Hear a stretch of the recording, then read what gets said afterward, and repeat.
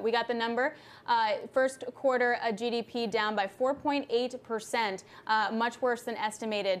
No necessarily a surprise there, particularly when you have non-residential business spending really going to be hurt by the likes of oil and gas that already started to shut down. No doubt all of that going to get worse in the second quarter.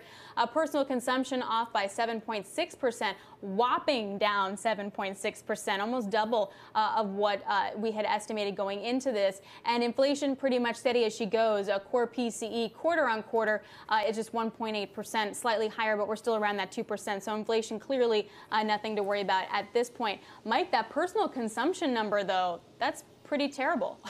Yeah, it does show that basically we shut down the economy and people stopped spending entirely. We already saw that in the retail sales report where other than grocery stores, nobody spent anything during the month of March.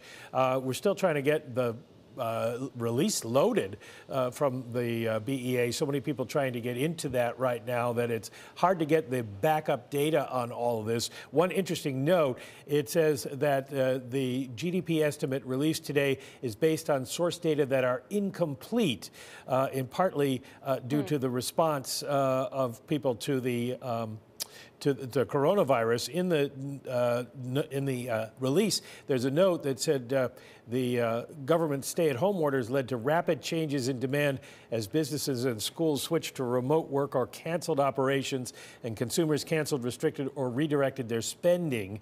They say the full economic effects of the COVID-19 pandemic cannot be quantified in the GDP estimate for the first quarter because the impacts are generally embedded in source data, can't be pulled out. All right, we've got the full release here now, so let me just take a very quick look here. As you mentioned, we have the 4.8% decline in GDP and personal consumption down 7.6%. Business spending overall, gross private investment down 10.2%.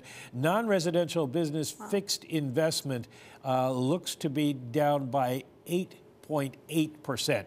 So business spending dropping as much, a little bit more actually, than we saw consumer spending drop. And also I wanted to see here if we can get the information on exports.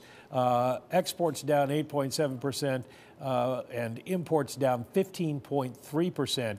I don't have the dollar values right in front of me yet, but it does look like trade going to be a significant negative contribution to this report as well. So a lot of things that went wrong in March being reflected in the data, Alex.